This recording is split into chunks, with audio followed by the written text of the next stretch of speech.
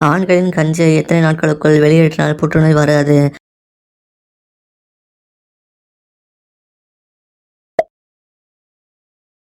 அந்த உறவில் ஆண்கள் அதிக நேரம் ஈடுபட முடியாமல் இருந்தால் என்ன அர்த்தம்?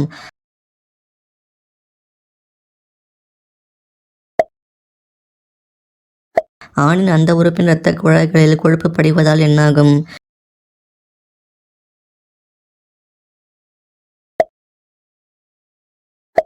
பெண்கள் அந்த உறவின் போது ஆணின் அந்த உறுப்பு எப்படி இருந்தால் தானாக முன்வந்து வாய்வழி சுழைக்க அழைப்பார்கள். அந்த உறவில் ஈடுபட முன் இடுப்பு தசைக்கு உடற்பயிற்சி செய்வதால் என்ன நன்மை கிடைக்கும்?